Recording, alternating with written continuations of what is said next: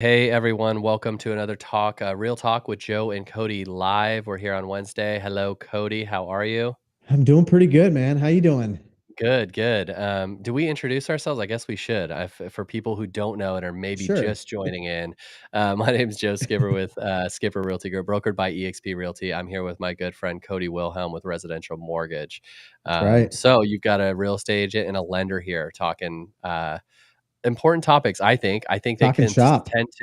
tend to lean nerdy, but I think, like, for people that may need the advice, I think it hopefully is helpful to people, but I think so too. I think it's just like anything else that you do. If you're not in the home buying mode, it might be very easy to just not really care as much. But if you yeah, are considering buying, I think it's interesting. It's good, valuable stuff. Even if what we talk about is sometimes more specific than just in for sure. general. But yeah, I think For sure.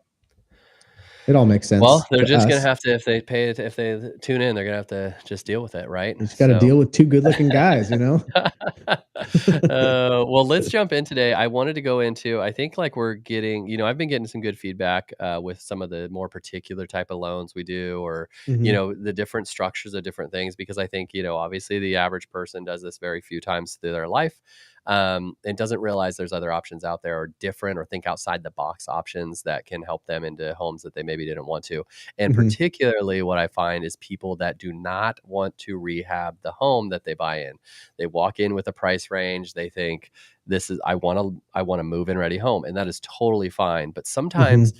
you can get into a neighborhood that you maybe want, that is maybe priced you out based on, the comps, but it could be a home in the neighborhood that is outdated, or it needs some fixing up. So I Yeah. think an option, what I wanted to talk to you today about that, is a rehab loan, and what that can provide to someone that, say, in a certain price range, they love a certain neighborhood that's above their price range, but see a home that needs some work, and Hmm. they're like, "Well, we don't know what to do. We don't know how to do it. We can't, we can afford it because it is on the lower end of this nice neighborhood we want to be in, Yeah. but we have no idea how to go about getting the funds or getting the money to rehab this home and get it ready to move into, or to the look that they want." So Hmm. anyways, if you wanna kinda dive into a rehab loan, like what it is, what people use it for, what they can use it for, and kinda how it's structured, so that a buyer that's maybe, at least open to that idea might think this is a good program. Yeah. Yeah. So there's a couple different kinds, and they can be described in different ways. Like somebody might call it a rehab loan, some might call it a renovation loan. 203K is what the FHA's version. That's the official term. FHA has two versions: the Streamline, which is just a smaller dollar amount, and then they have the full version, which is like you're going to do a complete overhaul on the house. You're going to strip it down to the studs and redo everything. Conventional also has their own option for it too. So there's a lot of different ways to accomplish the same thing. But in a nutshell, the way that they work is you are taking the home in an as is state, which you couldn't otherwise do. Say, like you're doing a conventional or an FHA loan. The house needs a lot of work to be done to it, and it's not financeable. That's usually one reason why people will do it. You can do it if you just want to finance in the cost to put in all new flooring and redo the kitchen and all these things that you don't want to just eat into your savings with or whatever. But um, essentially, what you're going to do is you're going to take the price of the home. We'll just use an example: $300,000 home, and you want to do $50,000 worth of work. So you would still be purchasing the home for 300,000, but your loan amount would be 350,000. So you're rolling it in. The numbers will make sense after the work is done, right? Because you're essentially you're when you go to get the appraisal done during that process, the appraiser is going to have a list of the items that you're going to be doing. So they are going to issue an as is value, and then they're also going to issue an after renovation value, which that Okay. should be able to tell you, hey, if I'm putting $50,000 into it, after renovation, you would hope and think that the value that you're getting out of the home is now 360, 370, 380, whatever that might be of the work that you're doing. But Yeah. you're just rolling everything into the loan as opposed to taking out a separate loan for it, or saving up money, or, you know, chipping away at it over the next 10 years. And is that, is so it's factored into the mortgage, so it's the same interest Mhm. rate as the mortgage, you're just basically, qualifying for a 350 mortgage versus a 300 mortgage in that particular Yep. case, Yep. correct? And And kind of then like the interest rate's a little bit higher than what it would be if you were doing just a standard FHA or conventional loan. But okay. it's not much. It's not like the DSCR loan that we were talking about the last week. It's not points higher. It's maybe 0.5% higher. So it's not anything too drastic.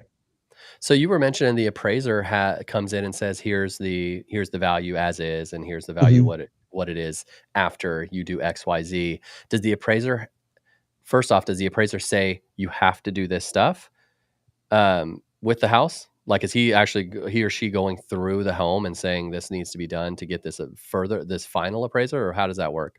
No. So if you go FHA, again, there's two different ways to do it. One being the streamlined, one being the full version. If you do the full version, there is a HUD inspector that's involved, and they will be telling you, here's what has to be done in order Okay, for this home to meet requirements. So you're going to kind of have a two-in-one inspector on that part of it. If you go conventional, everybody's for the most part going to know like if the house needs to have all of the finishes completed or um, whatever the major issues are with the home, those are going to need to be completed. So the appraiser is really just going to be issuing what the current state is and then what it's going to be after all of that work is done. But they won't be issuing anything unless they were going out and just notating like, hey, the okay. roof is actively leaking or certain things that they would normally be putting on there. So you can do what you want with the home as to Mm-hmm. renovations. Yep. It's not limited to, what an appraiser thinks or requires to be done. It can go above and beyond. Yep, yep, and Okay. and you can do. I mean, there's a variety of things that you can do with it too. You can technically, with some of them, you can put in a pool. You can do landscaping. Like you can do some stuff too that's not just the set. Like we need to do X, Y, and Z to make this house just livable. You Yeah. can do some additional things. So if it is something that somebody is interested in doing, it is worth looking at. Okay, since we're doing this, since we're going through this process, do we want to include anything else and see if we can include some additional things. It's just one thing I'll throw out there is just to be aware of things like landscaping. And again, I'm not an appraiser. This is just based on what I see, but there are certain things that don't really add value. So Yeah. you may put $10,000 worth of landscaping into the home and it doesn't come out in value in the sense of what your appraisal is. It might come out at value of like emotional value and Yeah. the look of it, but just something to be aware of that if you do go down that path, make sure you kind of get a gauge for what you're doing. And that's the importance of the appraisal part too, is they're going to tell Yeah. you, hey, when you do all this work, at the end of the day, here's how much equity you're going to gain by putting in this much money. So how do you determine the price that you need? Do you have to work with a specific contractor, or can you Mm-hmm. do DIY? Can you do a combo of both? You have to get a licensed contractor. And that is usually, I don't want to say it's a deterrent, but I think a lot of people going into it, especially if you're a handy person and maybe you've done some work in the past, where you're like, heck yeah, I can just roll this all into my loan and then just work on it as I go. It doesn't quite work like that as much as it would be awesome because I'm Yeah. a handy Yeah. person too. That's what I would prefer it to be like. But no, you're going to have to get licensed contractors. They're going to submit the bid. Okay. When the time comes and you close on the loan, the money for each project is going to be it's going to go to the contractor. So you're not just as the new homeowner, you're not going to get just say a $50,000 check or a line of credit or something, and you get to pay out whoever you want. It's going to be all of that work is going to be done for you. It's going to be done in segments. So, for example, if one contractor is doing $30,000 worth of work, they're not going to just get a $30,000 check and say, "Hey, go do what you need to do." It's going to be phase one. I need $10,000. Here's exactly what I'm going to be doing. Then, once that work is completed, they will then request for more funds, verification of work that gets done. So Okay. there's more moving parts to it, but it's safer for the buyer because now this contractor, whether you trust them or know them or not, they can't just take your $30,000, $50,000 and then disappear, Yeah. which Yeah. unfortunately has happened with new Happens construction, with more than you think. Yeah. renovation stuff. So it's a safety feature, which is good. And you as the buyer, you're not really involved in that part of it. Like once your loan's closed, it's really just the contractor coordinating with the lender on getting their funds and Getting all that verifying what stuff. work was done. Mm-hmm. So that kind of goes to my next question is it sounds like you do all this post closing of the house, obviously, right? Like you do Mm-hmm. any of the renovations once you officially close, but how does that factor into the mortgage that you have? Because generally speaking, the mortgage starts, once you close and you own the house, you start paying your mortgage. How does that work with a rehab loan? Yeah, so you're going to be when you close, your payment is based on whatever the cost to purchase the home as well as the cost to renovate. Okay. So you're going to be paying on that right Okay. away. And technically, when you close, your mortgage payment's not due for you skip a month essentially. So and most of the time, the work is to be completed as soon as possible. So you Okay. shouldn't, in theory, be paying for the example that I gave earlier, 350 on your home and you don't get the work done for I a year see. and a half or Yeah. something. It should be within, depending on what the scope of work is, the work should be done within the first couple months, unless you're talking about a roof that, Okay. we're in the middle of winter and it might Yeah. take them 2 months before they can get a dry 4 days in a row or something. But yeah, you're paying for it just as if you bought it for 350. So Okay. your payments based on that, it's going to be staying the same. So is there Construction a loans are a little different, but yeah. there's probably a point where you talk to your lender and see what the worth it point is. Hmm. But is there a low end on the rehab? Can you go as low as say we see a lot of homes that are just outdated, that the door Hmm. fixture, door hardware, replacing flooring and interior Hmm. paint. Not a crazy expensive thing, Yeah. is that something that you can do in a rehab loan? And Hmm. probably down the road, you could talk to your lender on whether that's worth it or not to do a rehab Yeah. loan. Maybe it's not, but can you, if you said, "Hey, I need new carpet, new paint, new door hardware for all the stuff in the house," can you do Yep. that as low Yep. as that? Okay. Yep. You can. And it probably might not make sense for some of that stuff just because you're now getting into an interest rate environment that's a little Yeah. bit higher than what it would be. But yes, to answer your question, you could do that for, and I have seen that happen too, where it's not it's not big ticket items, right? It's like you Yeah. said, some paint, some flooring, maybe new countertops, and it's not. But they also realize too that hey, we can't do this. We don't want to put it on a credit card. We Yeah, and don't, we can't we do don't it want to do all like this stuff. We might as otherwise. well just Yeah. roll it all into the loan while we can. Yeah. And then Mm-hmm. obviously that you always talk about the refinance a few years later and do, whatever it is. Yep. And a thing of like $5,000 over a 30-year mortgage, like adding Mm-hmm. that is not insignificant, but it's, Yeah. maybe better than trying to max out a credit card to get that stuff paid for. Yep. Um, And while we're on and that topic, I will say, if you are a handy person, sometimes it could make sense to do a cash out refi because again, if you want to do any of the work yourself or you have a friend that's a contractor or whatever it is, all that work has to be done through those contractors. So just something to keep in mind if you're wanting to get the finances for it, but you also want to save the money in yeah. paying the labor of it, talk to a lender, make sure that you're both on the same page that of how it all works and who's going to be getting what. Okay. And that goes, so you're saying that you can't use your buddy. Um, Mm-hmm. but what is the licensing procedure for a contractor? What if your buddy is a licensed, Yeah. bonded, insured contractor? Is it any contractor that's licensed, bonded, or insured, or is the lender specific to who that is? No, so it's going to be a licensed contractor, general contractor, or specialty contractor, if whatever it is that they're working on. They do have to be approved by the lender, but and each lender is going to be different on what their approval Yeah. process is.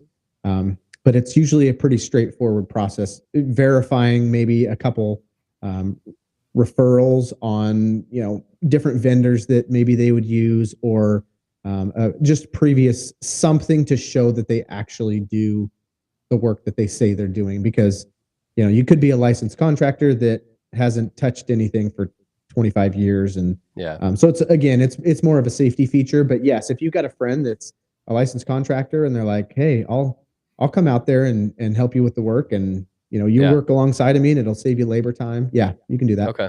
Cool. Cool. Hmm.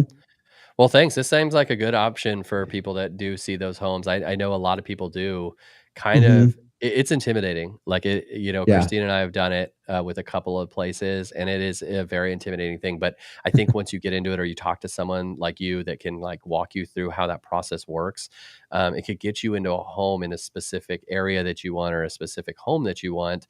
Um, Factoring all that in and rehabbing it yourself and building equity in that house is like, I Yeah. think, to me as like an investor and real estate agent, it's like, yeah, that's the best way to go. But Yeah. yeah, it sounds like a great option. It's obviously going to have some downsides and some, things you have to consider. But I Hmm. think overall it could be a good option for people to get into a home that in a neighborhood they want that maybe is the worst house on the block and Yes. fix it up Yeah. to be up with the others. So Yep. And that's the nice thing about it too, is your pool of people that are going to be looking at, especially if the home is in rough shape and yeah, it's not financeable through the traditional way.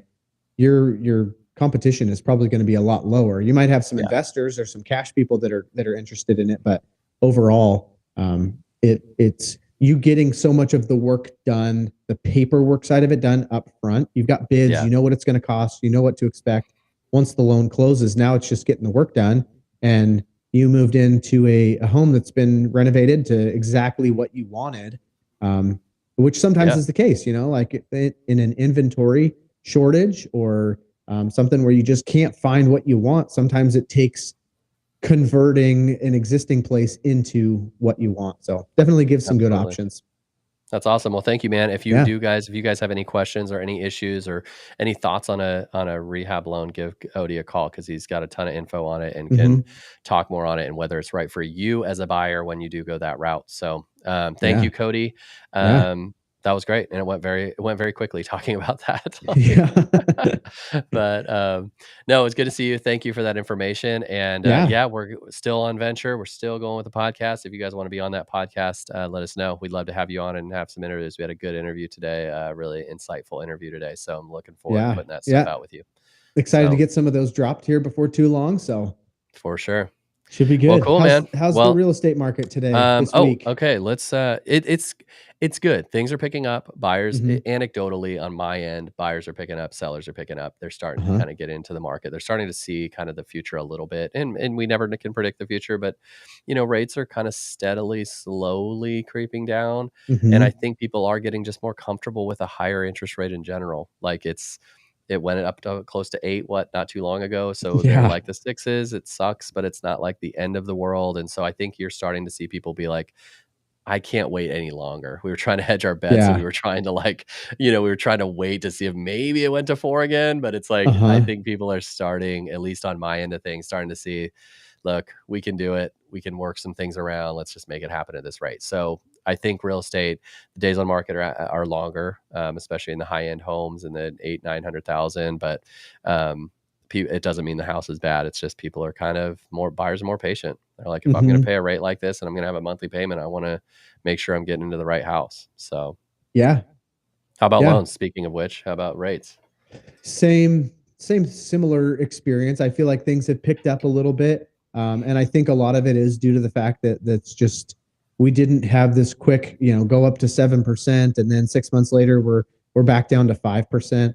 I think Yeah, it's just kind of the reality setting in, but also the optimistic viewpoint too yeah, from people. I think it's just the feeling like we're really close to the Fed dropping rates, yeah, even if it is just slowly incremental drops over the next 2 years. It's at least like we've come up over the hill and now we're going to be slowly working our way down. I think it's just a optimistic future, and it's been kind of a crazy first part of the year as far as yeah, rates go and all the information. It looked like we were going to have this great rally and rates were going to start coming down, and then you have a lot of economic information that comes out that says things are still going really strong. So maybe it's delaying the interest rate drop, but I'm seeing a lot of layoffs. I'm seeing a lot of other economic things that it's kind of like this whirlwind, and yeah, it leaves you not knowing what the heck tomorrow is going to look like, and yeah. what does it look like in 6 months? I don't really know. So it kind of keeps you on your toes.